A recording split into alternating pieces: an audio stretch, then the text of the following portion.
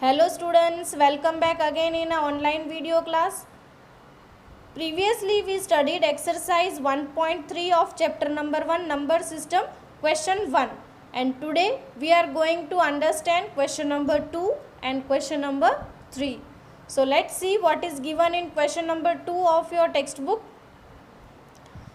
Here you have been given, you know that 1 by 7 is equal to 0.142857.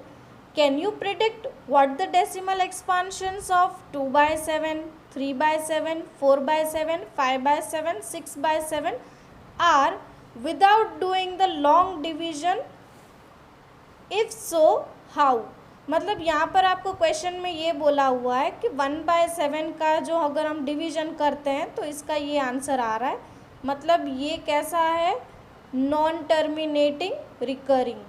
ये numbers के ऊपर बार लगा हुआ है, इसका मतलब ये हो रहा है कि ये नंबर्स बार बार रिपीट हो रहे हैं. फाइन. तो यहाँ पर आपको ये बोला हुआ है कि अगर 1/7 का आंसर ये आ रहा है तो क्या आप ये प्रिडिक्ट कर सकते हैं कि ये जो डेसिमल एक्सपांशंस 2/7, 3/7, 4/7 इन सब का आंसर लॉन्ग डिवीज़न के बिना क्या आएगा? अगर ऐसा पॉसिबल है तो कैसे? तो आइए हम इसको सॉल्व करते हैं.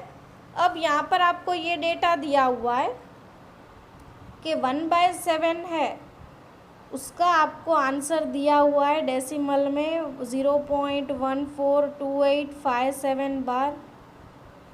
राइट. इसका मतलब ये नंबर नॉन टर्मिनेटिंग रिकरिंग है, जो मैंने प्रीवियस वीडियो में आपको एक्सप्लेन कर दिया था ये कंसेप्ट्स. अब इसका जो रिमाइंडर है, अब ये और हमने नॉन टर्मिनेटिंग रिकरिंग में क्या पढ़ा हुआ था कि इनके जो रिमाइंडर्स है वो रिपीट होते जा रहे हैं. तो इसका मतलब ये हो रहा है कि ये इसका क्वोशंट है. क्वोशंट भी क्या हो रहा है, रिपीट हो रहा है. तो अगर मैं यहाँ पर लिखूँ 2/7, तो 2/7 को मैं ऐसे लिख सकती हूँ 2 multiplied by 1/7. If I can write like this, so I can write like this. Here 2 is 2 and 1/7 की वैल्यू आपको देकर रखी है, that is 0.142857 bar. Can I write like that? Yes, of course. Now we can find out the answer. So answer is 0.2857 bar 14. Right. Same way 3/7 I can write 3 multiplied by 1/7 is equal to 3 multiplied by, अब 1/7 की value क्या है, 0.142857. So it answer will be 0.42857. Same way 4/7,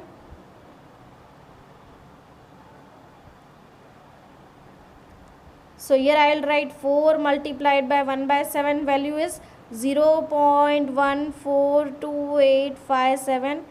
If we multiply both, the answer, final answer will be 0.571428.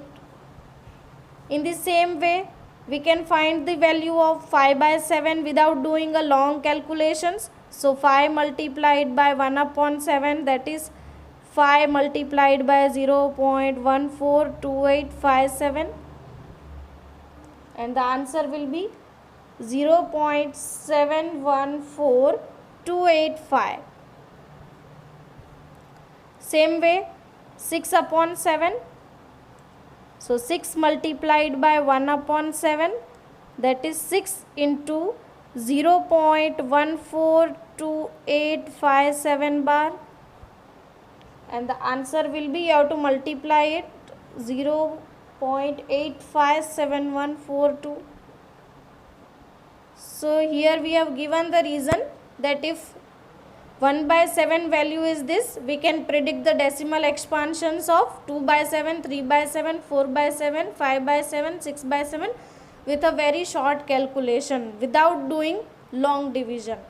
Same way if any question is आज changing the unit, suppose यहाँ पर 1/6 की value आपको देकर रही होती और आपको पूछा होता कि 2/6, 3/6, 4/6, 5/6 की वैल्यू आपको बतानी है, तो आप ऐसे ही शो करके ये सम कर सकते थे और कर सकेंगे। ऐसे ही क्वेश्चंस आपको चेंज करके आ सकते हैं। Coming to question number 3 of exercise 1.3, यहाँ पर मैं फर्स्ट सम एक्सप्लेन करूँगी, बाकी सेकेंड और थर्ड सम मैं आपको ओरली एक्सप्लेन कर दूँगी। Okay, what is given in question number 3? Express the following in the form P/Q where P and Q are integers and Q is not equal to 0।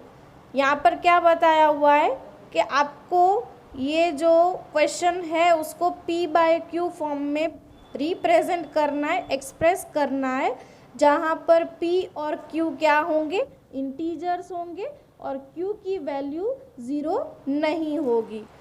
तो अगर हम सम का नेचर देखते हैं तो 0.6 के ऊपर बार लगा हुआ है, इसका मतलब ये जो डिजिट है वो कैसा है, या तो ये डेसिमल एक्सपांशन कैसा है, नॉन टर्मिनेटिंग रिकरिंग, मतलब यहाँ पर ये डिजिट 6 बार बार रिपीट हो रहा होगा, इसका मतलब तो यही हुआ।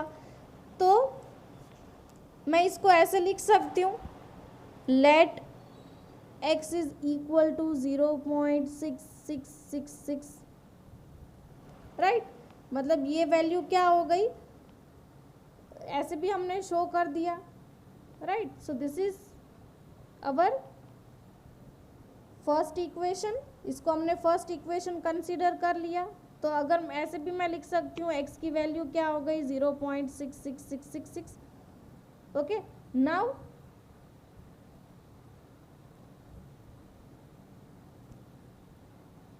अब यहाँ पर एक डिजिट के ऊपर बार है, इसका मीनिंग क्या हो रहा है कि हमको अगर एक डिजिट के ऊपर बार होता है तो 10 से मल्टीप्लाई करना है, 2 डिजिट के ऊपर बार हो तो दो ज़ीरोज़ लगेंगे, मतलब 100 से मल्टीप्लाई करना होगा, 3 डिजिट के ऊपर बार हो तो 3 ज़ीरोज़ से मल्टीप्लाई करना है, मतलब 1000 से आप मल्टीप्लाई करेंगे। बट यहाँ पर हमारे क्वेश्चन में सिर्फ एक डिजिट के ऊपर बार है, इसलिए हम क्या करेंगे, सिर्फ 10 से मल्टीप्लाई करेंगे। सो मैं यहाँ पर लिखती हूँ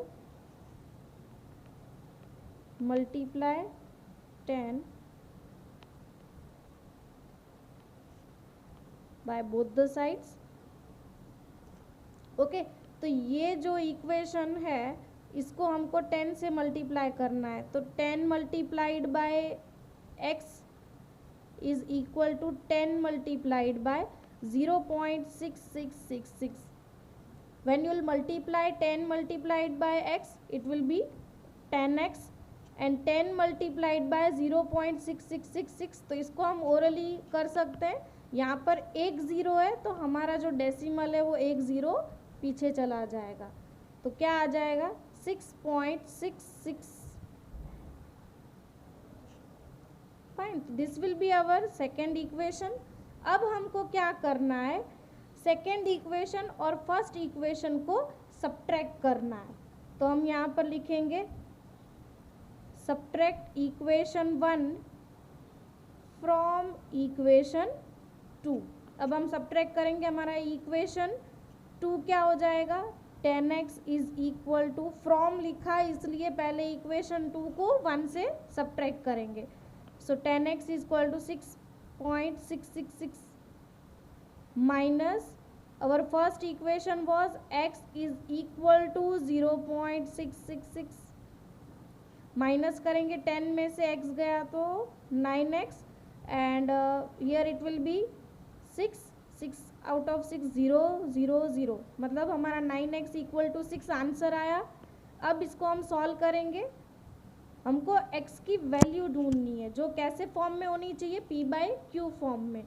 तो अगर हम इसको सॉल्व करते हैं तो हमारा क्या हो जाएगा आंसर, ये 9 यहाँ पर मल्टीप्लिकेशन में था x के, तो अगर उसका साइड चेंज हो जाता है, वो लेफ़्ट से राइट साइड आ जाता है, तो it will be in a division form, इसलिए अब इसको हम और रिड्यूस कर देंगे, रिड्यूस फॉर्म में एक्सप्रेस कर देंगे। सो 3 2 ज़ा 6 एंड 3 3 ज़ा 9, So your x value will be 2 by 3. I hope you are clear with this concept. Thank you.